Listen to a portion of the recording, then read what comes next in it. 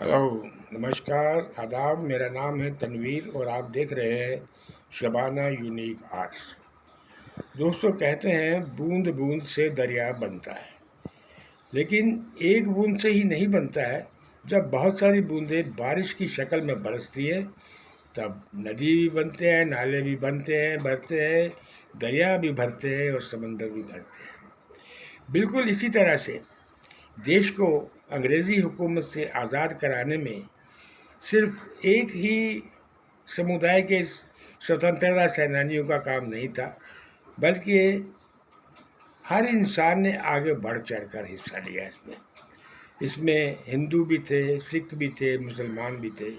लेकिन दोस्तों, एक ख़ास तबका मुसलमानों को ही टारगेट करता रहता है कि मुसलमान ख़राब है, मुसलमान कठमुल्ले हैं, मुसलमान देश के लिए घातक है। एक ज़िम्मेदार शख्स का कहना है कि मुसलमान देश के लिए घातक है। लेकिन दोस्तों, अगर हम अपनी तारीख को देखें कि हमें जो आज़ादी मिली है, वो आज़ादी, उस आज़ादी की जंग में क्या मुसलमान साथ नहीं थे? एक अबुल कलाम आज़ाद जो थे, एक बहुत बड़े पत्रकार भी थे, सुलझे हुए इंसान थे, और दूसरे स्वतंत्रता सेनानियों की तरह वो भी एक स्वतंत्रता सेनानी थे, और बल्कि एक बड़े देशभक्त थे। देशभक्त इसलिए कह रहा हूँ क्योंकि वो हिंदुस्तान के बंटवारे पर खुशी नहीं थे, वो इसके खिलाफ थे।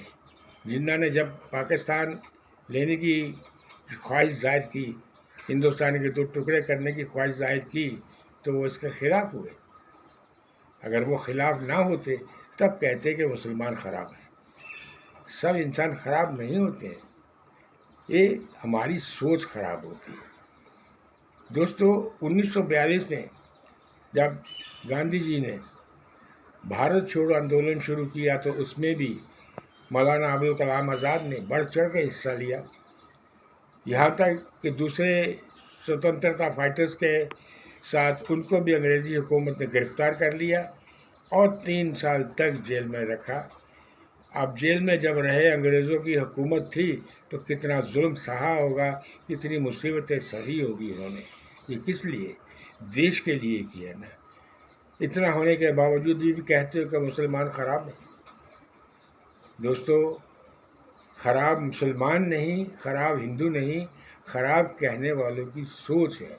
अपनी सोच को बदलो। सोच को बदलेंगे तो सब कुछ बदल जाएगा। मैं ये मैसेज, ये इन्फॉर्मेशन आप तक पहुंचा रहा हूँ। फिर अगली बार आऊँगा फिर एक और मुस्लिम स्वतंत्रता सेनानी की बात लेके, ताकि लोगों तक इस बात को पहुंचा सकूं कि देखिए, नफ़रत मत कीजिए। मुसलमान भी इस देश के उतने ही हकदार हैं जितने आप हैं। मेरी बात, मेरी इन्फॉर्मेशन अच्छी लगी तो लाइक कीजिए, शेयर कीजिए और सब्सक्राइब कीजिए। बहुत शुक्रिया।